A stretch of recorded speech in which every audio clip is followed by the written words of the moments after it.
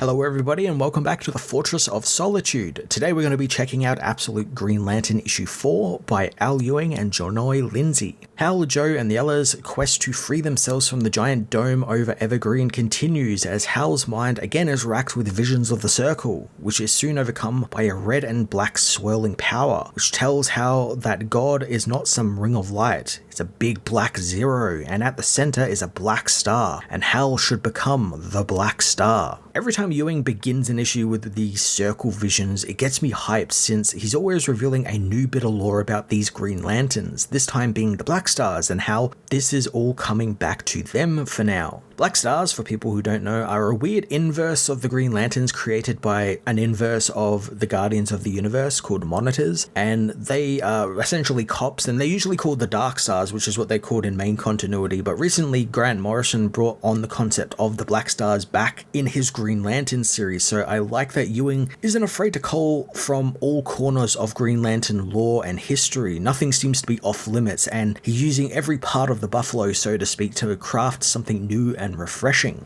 Hal snaps out of his vision as Joe continues to tell him to get control of the Black Hand or she'll be forced to hurt him. Hal knows that the Hand won't let her do that as he attacks Joe, this time with his own giant hand construct, which smashes Joe into the ground. I said last issue that Jonoy Lindsay's work is very anime inspired, and this whole fight and its setting feels very much like an anime. It feels like a episode of Dragon Ball Z where they'd go and fight out in the middle of like a desolate, deserted area. You know, Goku would fight Raditz in the middle of just like nothing, and this is what this feels like. There's these vast expanses where the heroes can just kind of cut loose. Hal soon comes for Joe again, and it's revealed that the Hand has properly taken him over, turning him into a giant, almost Resident Evil G-virus monster, covered in these giant red eyes. He demands to know what has happened in Evergreen, as sometime before, Joe and Todd meet at Todd's diner, and they have searched the town and found that everyone else is gone, presumably killed by Abin Sur and his judgments, leaving them to be the only ones left. This stuff feels like it's right out of a horror film. There's this entire town that's been taken over by an alien force and they've been picked off and killed by it. I kind of wish we got to see a bit more of that, and from that point of view of like a kind of horror movie of this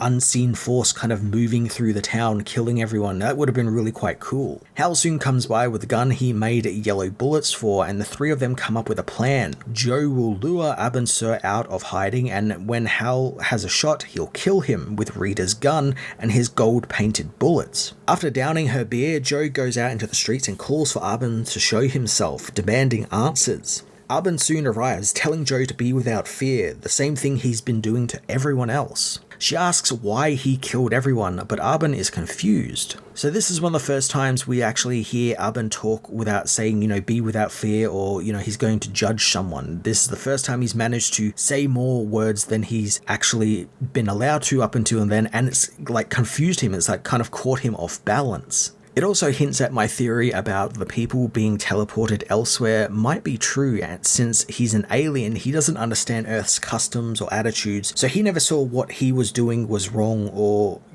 thought it would look evil or like he was killing people. This is just how he acts. Hal meanwhile takes aim at Abin, however he doesn't have a clear shot since Joe is in the way. Abin meanwhile tells Joe that the biker who smashed into the barrier was killed by his own speed, and Rita the cop was killed because of her stray bullet hitting an innocent bystander named Beatrice. I quite like what Abin calls Rita's actions here. He calls them chaotic action, as the cop just opened fire on Abin without knowing what the consequences would be, and her actions caused great chaos in that they shot and killed Beatrice. Abin doesn't think that he's killed anyone else, and Joe believes that he killed John and the others in the town, but she realizes that the people are actually alive. Abin confirms as much as the people weren't obliterated. John, Guy, and some 2,000 other people in Evergreen now exist in Oa, the Omega Alpha, and they are currently in what is called the second stage. So finally we get some more context to what's happening, and I guess I was right. The people are being teleported away, not just to anywhere, but to Oa, or the Omega Alpha, which I like that it's not actually a planet called Oa, it's something called the Omega Alpha, which I guess is what that Green Lantern ship thing is called. I do also think there is some tie to Darkseid here, being that Omega is mentioned, and that's Darkseid's symbol. That's all of Darkseid's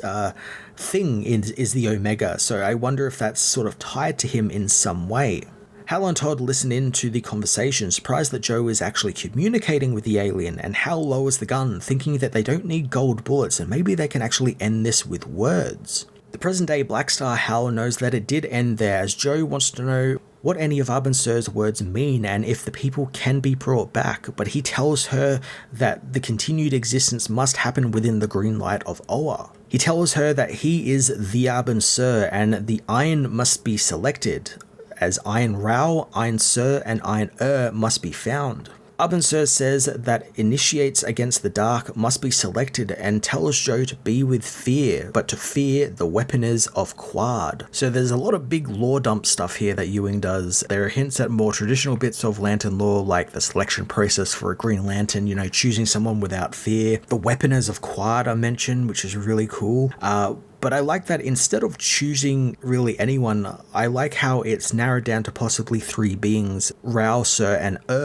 which I guess is what they will be called when they become lanterns instead of just Green Lanterns. I also like that this implies that Abin Sur, the alien Abin Sur's name, isn't actually Abin Sur, it's a title, which I thought was really quite cool, and it kind of makes him sort of like the ring itself, like it's him going through the selection process himself, not the ring going to find someone. He's got to go find someone and pass on the titles to someone else. That's such a cool idea to especially get Abin Sur into the story a little bit more than he usually is, because Abin Sur usually just dies and the ring goes and finds Hal. So I like that they've made it so that he's actually a force in the story moving through it. Abin Sur begins to transform into his energy form to fly away back up to the Green Lantern, but Joe calls after him to explain what it means. She reaches out for Abin and her hand has her gold ring on it, and because of it, it passes into Abin's energy form. Doing this gives Joe a bit of a vision of things surrounding the Green Lantern, and we get some cool teasers for things like Toma Ray accepting a power that is red in nature, and even a pink-skinned alien with yellow eyes, and instead of seeing a circle like Hal and the others have been seeing, he sees a square instead of the circle. So it's obviously Sinestro, and I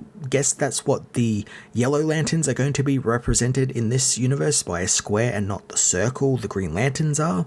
As Joe continues to push her hand into Abin's energy form, her ring absorbs the energy and she becomes a Green Lantern, prompting Abin to call what she did a chaotic action, and she is an anomaly. I quite like how scared Abin gets in this moment. Something has gone off book for him and he doesn't really know what to make of Joe and what she has done. As Joe takes the power, the giant lantern symbol in the sky crashes down towards Earth and drops on Evergreen, destroying much of the city in a bright green light. So now we are finally caught up to the present day portion of the book, and man, what a way to get there. Just how Ewing is doling out the lore has been great, since it always feels like we get a decent amount each issue. It's not being dropped on us all in one go and we've got so much to take in that it becomes sort of information overload. It's just these nice little bits that when you read them together, they all connect into a nice big lore dump. In the present, the army have moved into the city as a chopper gets ready to land, and on board, a woman clad in purple tells the soldiers on the ground that there might be another anomaly close by, noting that the missing police officer we saw Hal accidentally nuke in issue 1. A man tells her not to bore him with the little details. He's only interested on if someone named Morgan and their broadcast screwed them over, and it will mean Lazarus will come poking around. So again, there's like really cool little connections to the Absolute Universe outside of this Green Lantern book. We get stuff like Lazarus mentioned, which has been mentioned here as well as over in the Flash book quite a fair few times now. And I also guess Morgan is an allusion to Morgan Edge, who's usually a media mogul in most universes, and I guess he is here. Maybe he's the one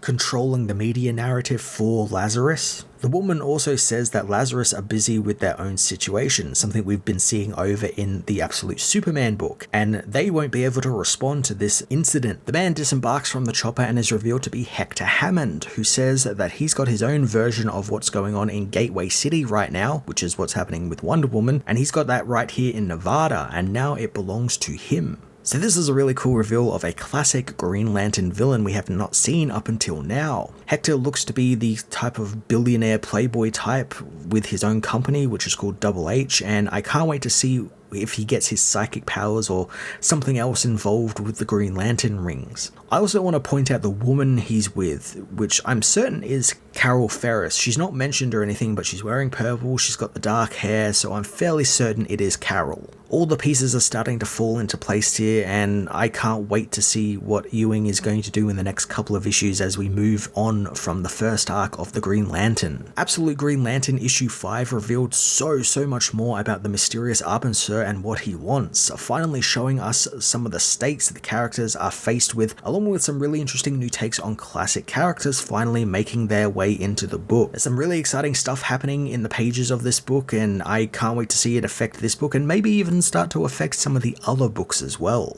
I'm going to give this issue an 8.5 out of 10.